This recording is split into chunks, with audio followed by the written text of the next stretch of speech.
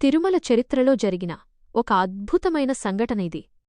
అడవిలో దొరికిన పండ్లను, పూలనే ఆ ఏడుకొండలవాడికి ప్రసాదంగా పెట్టేవాడు ఒక అమాయక భక్తుడు.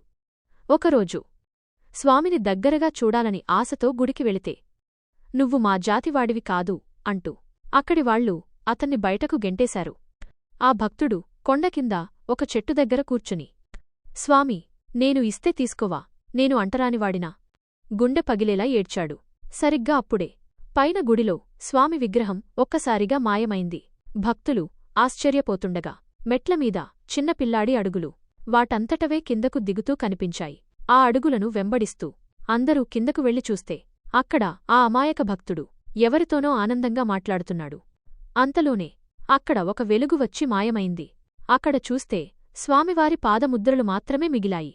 అప్పుడు అందరికీ అర్థమైంది, స్వామికి కావాల్సింది డబ్బు, నగలు కాదు, స్వచ్ఛమైన భక్తి అని.